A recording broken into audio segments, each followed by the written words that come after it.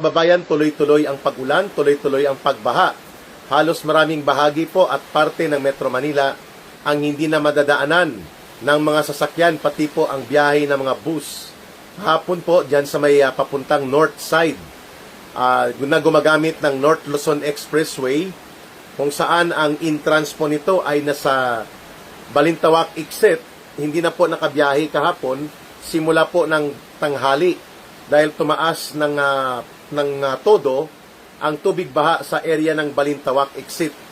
Diyan po sa dulo ng boundary ng North Luzon Expressway at ng Caloocan. At ngayon, tuloy-tuloy pa rin pong pag-ulan sa buong Metro Manila. Hundreds of passengers or thousands of passengers were stranded last night langging sa mga terminal at pati na po sa maraming bahagi ng Kamaynilaan. Ito po ay pagpapakita na talaga pong nag-fact check na po ang nature o ang kalikasan mismo. At hindi na matatawaran ang perwisyo na dulot ng matinding pagbabaha na ito, dulot ng mga pag-ulan ng tuloy-tuloy sa loob po ng 2 linggo. At ganun din po dito sa amin sa Iloilo, kaliwat kanan din po ang mga pagbabaha. Even na ito ay highly urbanized city din. At maraming mga flood control dito ang hindi po maintindihan kung ano na ang nangyari dahil nawala na ang mga flood control, pero ang mga pondo nawala din at iniimbestigahan, no? Iloilo City and Iloilo Province, no? Mga kababayan.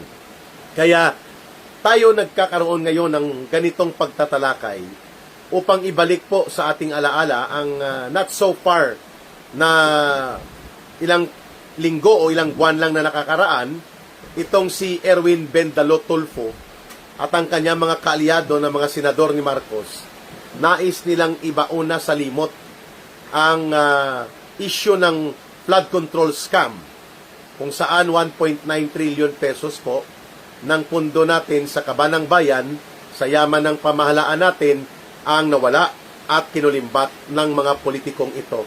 At tinawag na sila ng mga maletagang dahil mga mali-maleta na mga pera po, sandamakmak na pera, ang inihahatid sa kanila.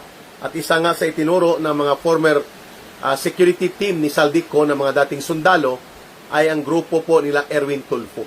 Gusto ni Erwin Tulfo magbendalo. Hindi lamang magbendalo, kundi mag-move on.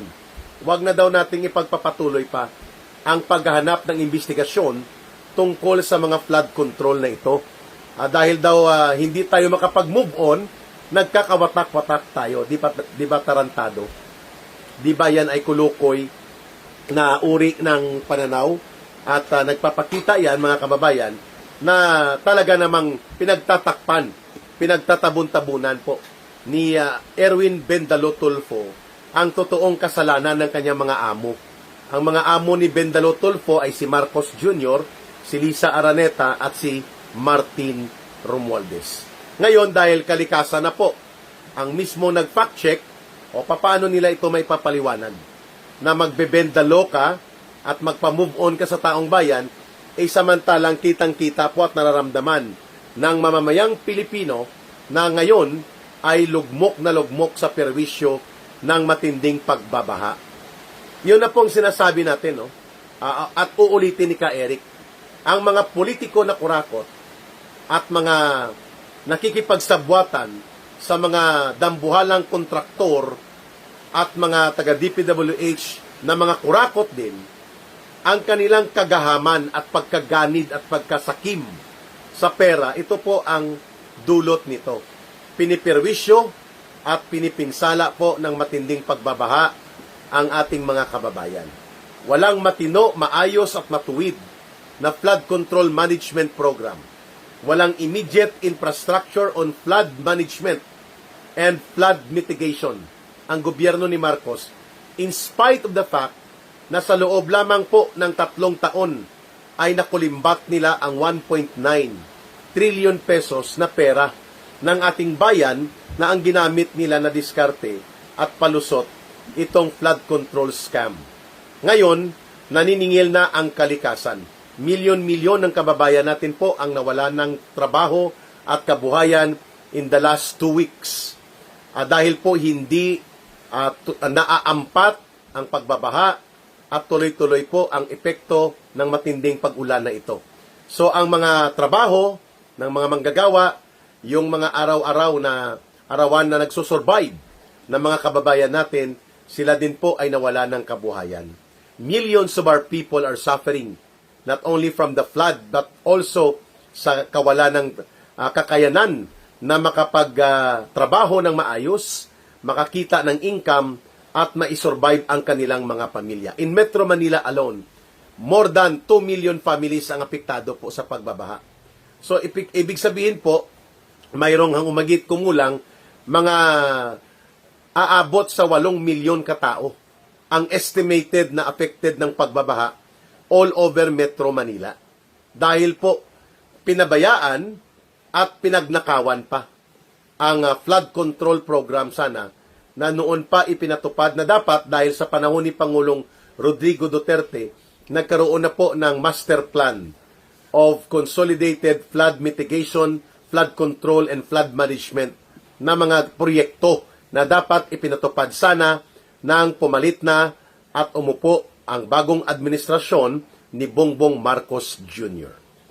Samantala, ang administrasyon ni Marcos Jr. ang nagkokontrol ng pondo at kapangyarihan, itong kulukoy na pastor-pasturan na boy banal na aso santong kabayo na si Benny Abante, ang kanyang sinisingil si Sara Duterte. Pasayaw-sayaw pa daw si Sara Duterte, hinahanap niya kung nasaan na si Sara Duterte.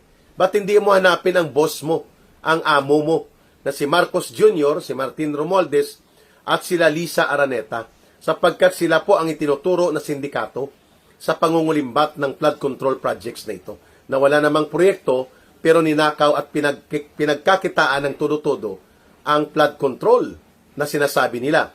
Si Sara Duterte po ay Vice President lang. At hindi po siya sumasayaw. Siya po ay nakikipagkaisa doon sa mga iba't ibang sektor na kanyang nalilibutan. Sa Palawan, sa Cagayan de Oro, sa Bacolod. Siya po ay iniimbitahan para makipagkaisa sa iba't ibang sektor. So hindi po ito sayawan o party na gustong ipalabas nitong kulukoy at banal na aso santong kabayo na si Benny Abante. Humirit na naman ito, no? Tumanda ng walang pinagkatandaan at mukhang nagagamit pa ang kanyang pagkukunwaring pastor-pasturan para magkaroon po ng pagkakitaan. Yan po ang itinuturo sa kanya ngayon sa Metro Manila. Isa siya sa mga nakinabang dito. Kasama po itong sila Joel Chihuahua na umaakusa kay Vice President Sara Duterte diyan sa impeachment court, no? Itong si Benny Abante, hindi naman talaga ito nanalo. Natalo po ito sa eleksyon, subalit hawak nila ang COMELEC, kontrolado nila si Garcia kasama dahil nga kay Marcos at kay Romualdez, ay napadisqualify nila ang kanyang kalaban, kaya hindi siya elected, siya ay COMELECted. Yan. So itong mga salot ng lipunan ay nagsama-sama sa kanilang pag-atake kay Vice President Sara Duterte, na pati po ang iskandalo at ang mga kabuktutan sa pagbabaha na ito dulot ng kasakiman sa sindikato ng pangungulimbat at pandarambong nila Marcos Jr. itinuturo pa ni Benny Abante kay Vice President Sara Duterte. Talagang walang matino na pag-iisip, no? Itong kagaya ni Bendalo Tulfo, si Boy Banal na aso santong kabayo Benny Abante, para ang Vice President ang sisingilin nila sa ganitong uri ng kalagayan ng kalunos-lunos na pinsala ng pagbabaha laban sa ating mga kababayan. In the first place, sino po ba ang itinuro at nabulgar na mastermind sa sindikato ng pagnanakaw sa kaban ng bayan gamit ang flood control na iskandalo na ito? Di po ba si Marcos at sila Romualdez? Di po ba ang kanyang asawa na si Lisa? Lahat sila po at mga tauhan nila sa DPWH. O bakit ibubunton ang pagsisisi kay Vice President Sara Duterte? Pangalawa, di po ba itinuro na mismo ng mga testigo, ng mga pahayag, ng mga testimonya na si Ginoong Saldico po ay naging tagapagtaguyod ng sindikato na ito at alam niya from the inner stories, ng inside story ng sindikato, na indeed si Marcos at si Romualdez po ang mastermind o pasimuno O bakit si Benny Boy Banal na Aso, Santong Kabayo, si Sara Duterte po, ang kanyang itinuturo, ang kanyang sinisingil. At samantalang ang kanyang kaibigan at kabarkada sa Kongreso pa sila na si Bendalo Tulfo, gusto niya mag-move on na tayo sa mga baha na ito. Kaya ang panawagan ng mamamayan, kung hindi na nga kayo nakakatulong para papanagutin at mapaparusahan ang mga pasimunong kriminal sa pagsisimula kay Marcos at kay Romualdez, dito po sa nangyaring matindi na pangungulimbat at pangungurakot gamit ang flood control scam, di sana tumulong na lang kayo sa paghigop at pagsipsip ng baha na ito. At least may maalala pa mga tao sa inyo na si Bendalo Tulfo at si Boy Banal na Aso, Santong Kabayo, Benny Abante ay kahit papano nakatulong na mabawas-bawasan ang pagbabaha sa Metro Manila dahil sinipsip at kanilang sinaifon ang pagbabaha, no, di ba? Kaysa magbigay kayo ng komentaryo na baluktot na ay nagbibigay pa ng pangiinsulto sa mga biktima ng pagbabaha na ibinunga nito or ibinunga ito ng kasindikatuhan nila Marcos at nila Romualdez. So mga kababayan, huwag po tayong mawala sa focus.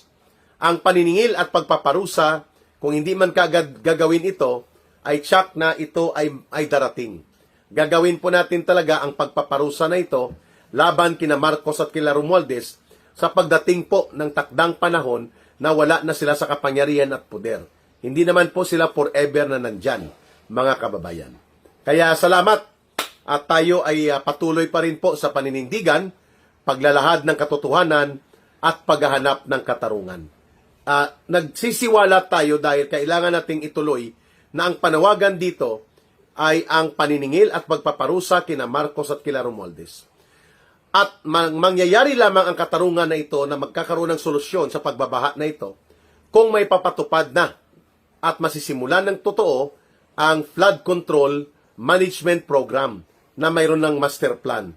Subalit sa ilalim po ni Marcos Jr., imposible na ito ay may papatupad dahil hindi nila gagawin ang mga matitino at matuwid na programa na nanggaling po sa previous administration. Pilit nila itong ignore. Pilit nilang pagtatakpan ang katotohanan na mayroon po nagawa na comprehensive master plan para sa flood control, mitigation, and flood management. Subalit ang mga pondo para dito ay siyang naging dahilan ng pagnanakaw nila at upang hindi ipatupad ang seryoso, tunay at totoo na flood control and flood mitigation management program. Pangalawa, kung magbabago po ang administrasyon, masisimulan po natin ang totoong reforma. At kasama sa totoong reforma na yan, ang pag-implement ng master plan sa flood control. At pangalawa, or pangatlo, mapaparusahan, masisingil po natin at mababawian natin ng mga ninakaw na kayamanan ang mga pasimuno ng flood control scam na ito. At may babalik po sa kabanang bayan ang ninakaw na kayamanan nila. That is a direction that we should take. Pero yan ay mangyayari at masisimulan lamang mga kababayan kapag nagkaroon po ng pagbabago sa administrasyon. Kung hindi man po magkakaroon kaagad ng people power, we will make sure that in 2028 may eleksyon na magaganap. And it will be Sara Duterte na siyang magiging susunod na Pangulo. Kaya nila pinagkakaisahan na ngayon pa lang ay hindi na makakatakbo si Vice President Sara Duterte. Mga kababayan, doon na tayo patungo.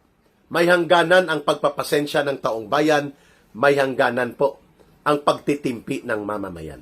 At ang pagbabaha na ito, at ang pagkawasak at pagkasira hindi lamang ng mga tirahan, kundi pati ng kabuhayan ng mamamayan, nagbabadya ng matinding pagkagalit ng sambayanang Pilipino na pwedeng magkaroon po ng paghahatol laban kay Marcos, sa kanyang asawa at kay Martin Romualdez.